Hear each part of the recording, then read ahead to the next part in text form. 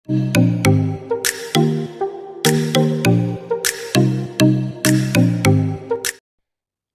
वालेकुम व्यूवर्स, क्या हाल है सबका।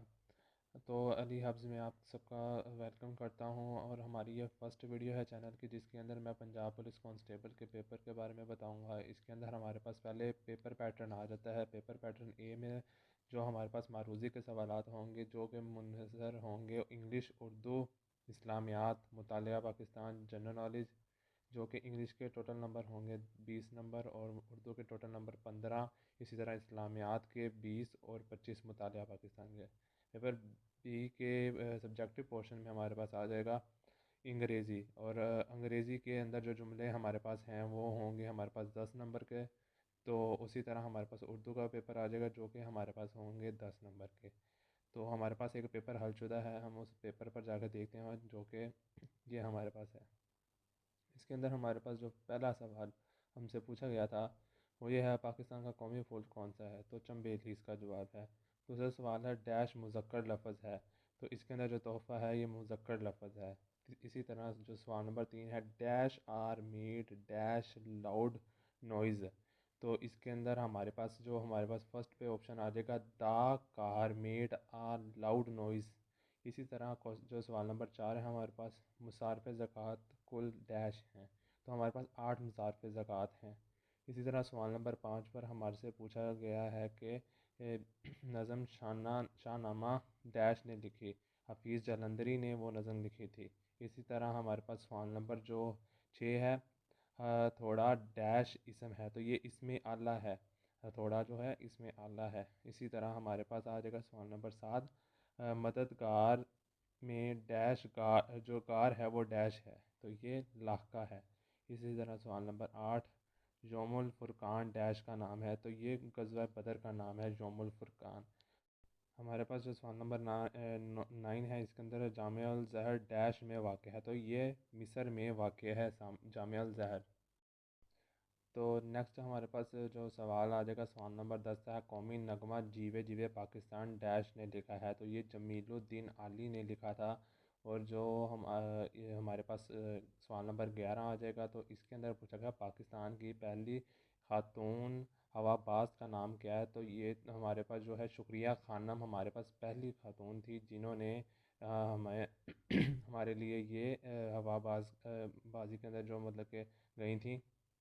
इसी तरह आ जाएगा सवाल नंबर 12। 12 के अंदर which is the following is not spelled correctly. तो ये जो जिसके स्पेलिंग ठीक नहीं है वो बताना है हमारे। तो ये हमारे पास पॉइंट नंबर 4 आ जाएगा, अकोमोडेट। तो ये हमने बता दिया है कि इसके नहीं ठीक थे। इसी तरह हमारे पास आ जाएगा सवाल नंबर 13, ही सैड आई राइट। तो इसका अंदर क्या आएगा, जो इसका नेक्स्ट आंसर आ जाएगा, ही सैड दैट ही रोट। तो इसने कहा कि ये उसने लिखा है, इसका ये तर्जुमा है। इसी तरह हमारे पास जो सवाल नंबर 15 और जो 14 है, जो 14 के अंदर हमारे पास पूछा गया है, ऐसे दस्तावेज़ जिसमें किसी चीज़ को तहफ़ातन देने का तोहफ़ातन देने का इकरार हुआ हो, डैश दस्तावेज़ कहलाती है। तो उसे कहते हैं हब्बानामा। तो इसी तरह 15 में एक चीज़ को दूसरी चीज़ की मानंद करार देने को डैश कहते हैं। तो हम इसको कहते हैं तशबीह। किसी भी चीज़ को दूसरी चीज़ से मिला दें या उसको उसी चीज़ से कंपेयर करें, तो हम इस चीज़ को उर्दू में तशबीह कहते हैं। इसी तरह सवाल नंबर 16 में पूछा, I invented him dash the dinner. I invited him to the dinner. और जो सवाल नंबर 17 है हमारे पास आ जाएगा, लुक बिफोर यू लीप। तो लुक बिफोर यू लीप इसका आ जाएगा इसका ऑप्शन आ जाएगा 2। इसी तरह हमारे पास पाकिस्तान के पहले सदर का नाम जो क्या था, तो वो हमारे पास आ जाएगा सिकंदर मिर्ज़ा। हमारे पास नेक्स्ट सवाल 19 आ जाएगा, जिसमें बताया गया है, किसी लफ्ज़ के शुरू में लगाई जाने वाली अलामत डैश कहलाती है। तो इसको हम साबका कहते हैं। नेक्स्ट क्वेश्चन नंबर 20 सवाल नंबर 20 हमारे पास, लाइटनिंग स्ट्रक द हाउस। तो इसके अंदर choose the correct passive voice. तो इसका आ जाएगा नंबर 2, the house has been struck by lightning. तो ये इसका जवाब था। तो व्यूवर्स, इसी तरह हमारे पास 24वां सवाल आ जाएगा, पाकिस्तान की सबसे ज़्यादा नहरें डैश बैराज से निकलती हैं। तो ये सखर से निकलती हैं। इसी तरह जो 25वां आ जाएगा, दो मानी वाले अल्फाज डैश कहलाते हैं। तो इनको हम अल्फाज कहते हैं, हम काफ़िया कहते हैं, या ज़ो मानी, या हम वज़न। तो ये हमारे पास इसका जवाब आ जाएगा। हम काफ़िया जो अल्फाज होते हैं हम उनको दो मानी वाले अल्फाज कहते हैं। इसी तरह हमारे पास नेक्स्ट आ जाएगा 26वां सवाल। तरतीब ज़ोली के लिहाज से सूरह यासीन का डैश नंबर है। तो ये 36वां नंबर है। तो इसी तरह हमारे पास जो हम आ जाएगा नेक्स्ट, उसके अंदर हमसे उन्होंने पूछा गया है कि 27वां सवाल है, कुरान पाक में डैश आसमानी किताबों का जिक्र, तो चार आसमानी किताबों का जिक्र है। तो इसी तरह हमारे पास अज़ान जो 28वां सवाल है उसके अंदर पूछा गया अज़ान की इब्तिदा डैश में हुई। तो पहली यानी यकम यानी 1 हिजरी में हुई।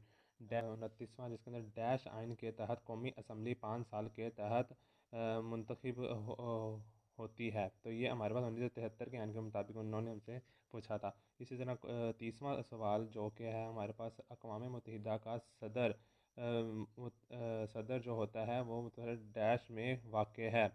सदर दफ्तर जो हमारे पास है तो वो है न्यूयॉर्क में है। इसी तरह जहाद अकबर डैश से मुराद है, तो ये नफ्स के ख़िलाफ़ जो जहाद होती है उसको जहाद अकबर कहते हैं।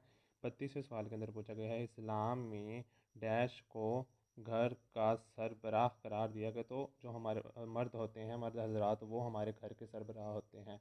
तो आज के इस चैप्टर के अंदर हम लोग सिर्फ 32 सवाल तक करेंगे।